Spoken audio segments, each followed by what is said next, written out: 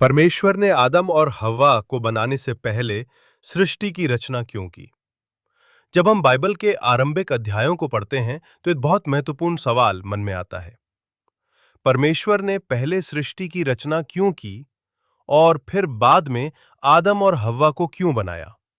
अगर इंसान ही परमेश्वर की सबसे प्रिय और विशेष रचना थे, तो उन्हें पहले क्यों नहीं बनाया गया?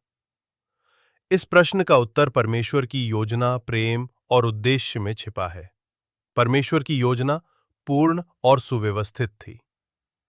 बाइबल में उत्पत्ति की पुस्तक में हमें 7 दिनों की रचना दिखाई देती है।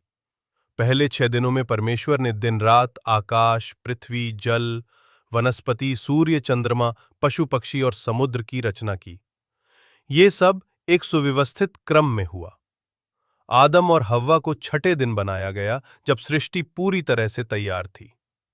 ये ऐसे ही है जैसे एक माता-पिता अपने बच्चे के आने से पहले उसका कमरा, कपड़े और जरूरत की सारी चीजें तैयार करते हैं।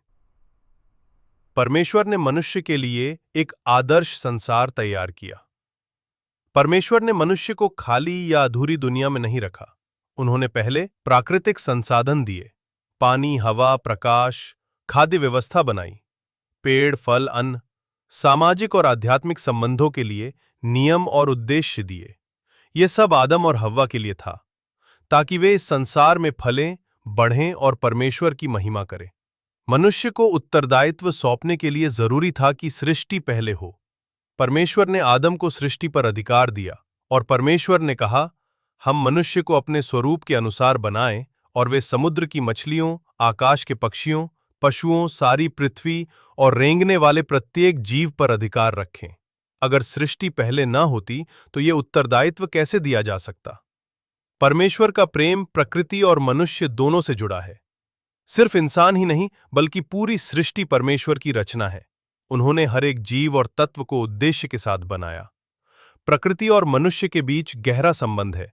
दोनों मिलकर परमेश्वर की महिमा को प्रकट करते हैं।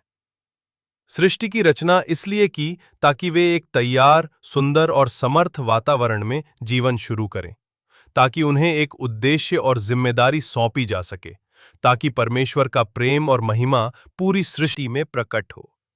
यह हमें सिखाता है कि परमेश्वर की योजनाएं कभी भी अधूरी या आकस्मिक नहीं होती। वे पूर्ण, गहरी और प्रेम से भरी होती हैं, हमारे भले ही के लिए होती हैं।